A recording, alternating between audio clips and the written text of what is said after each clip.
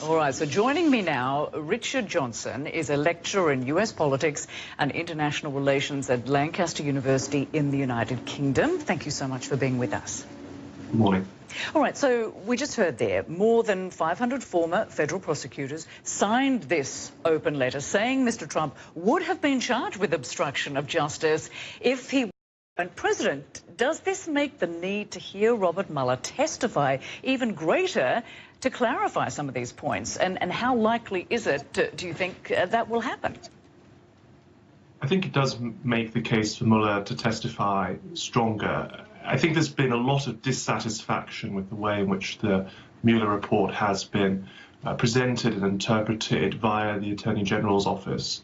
And I think that people felt that the Attorney General was very quick to draw quite strong positive conclusions in the president's favor from the Mueller report without putting it into the context of the Justice Department's own guidelines about not bringing indictments through the Justice Department against the president. And so really this is a matter for Congress to decide, and therefore it's important for Congress to have all the information available to it, including Mueller's testimony. And of course, at this point, President Trump is saying, no, there is no need for Mueller to testify. The Attorney General has said he doesn't object to that. We'll see what happens with that. But I want to ask you, too, about these two congressional deadlines that came and went Monday with no compliance on the part of the Trump administration, just as most people expected.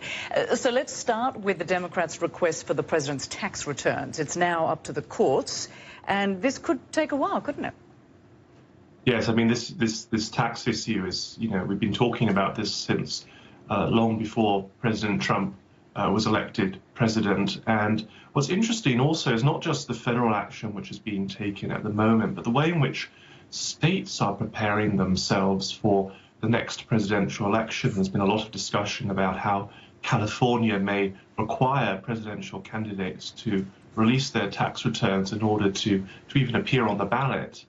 And so, what we've moved from is a norm of presidents releasing their tax returns for many decades since the Ford administration, to moving to a period now where we have to almost sort of force legal compliance for a norm. And I think that just speaks to what's happened in the last few years in American politics, where norms of good behavior have eroded, and we've moved into a much more legalistic and hostile context. And so I think this is going to continue to play out for quite some time to come.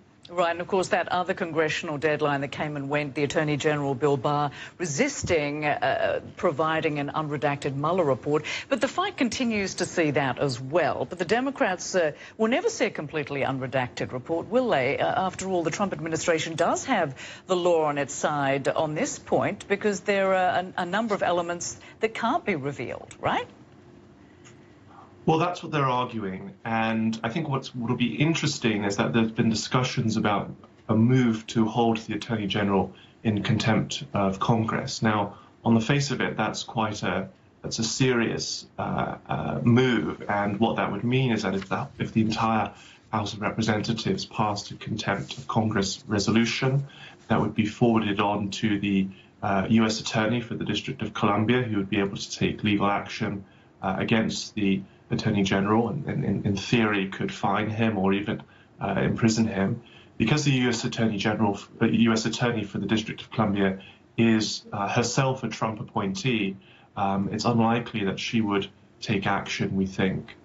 Congress actually has quite wide-ranging powers in these matters, and Congress in the past used to be able to, it still does, but doesn't in practice exercise this, but could even imprison people using its own sergeant of arms and its control over the District of Columbia's jail.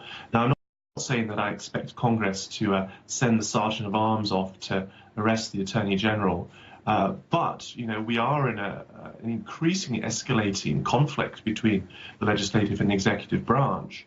And so I think that we're going to see perhaps powers being used that haven't been exercised in quite some time. We're sort of at a kind of level of conflict that we haven't really seen probably since Watergate. Interesting. A lot of pushback for sure. Richard Johnson, thank you so much for bringing your analysis and perspective to this. Appreciate it.